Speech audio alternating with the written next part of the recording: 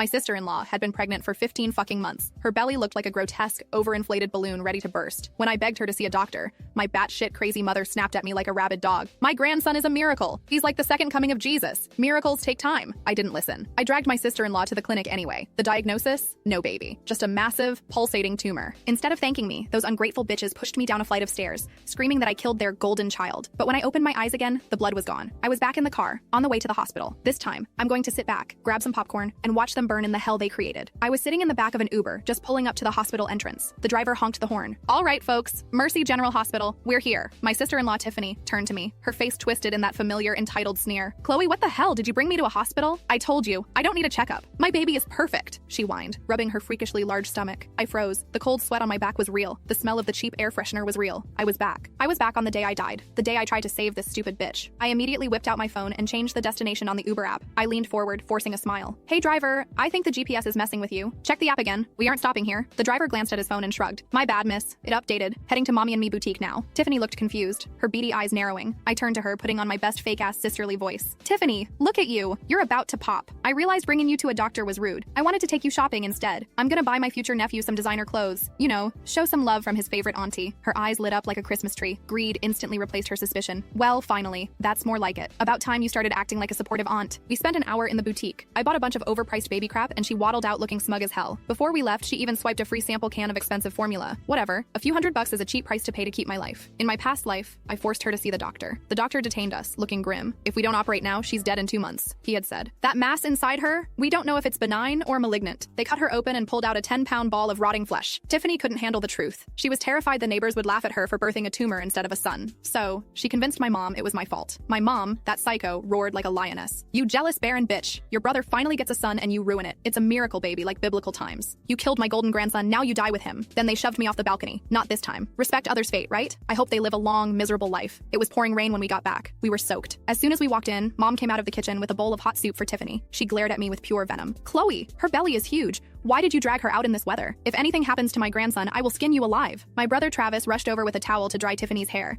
He was practically drooling over her stomach, adding fuel to the fire. Chloe, just because you can't lay an egg doesn't mean you should crack ours. Well, Travis was technically right. Tiffany was carrying an egg, a literal meat egg. I've been married 3 years, but I wanted to focus on my career. In my last life, my husband Ethan suffered the most. After Tiffany hacked me to death, Ethan took care of my family out of guilt. He even signed over our 3 rental properties to them. He didn't know the murderers were sleeping in his guest room. Eventually, they killed him too. To Mom and Travis, Tiffany's belly was the holy grail. Mom spent her mornings at church and her nights burning sage and praying to weird statues. Before dinner, she'd chant, "Lord, please protect the heir of our family." Then she'd look at Tiffany like a prize pig. See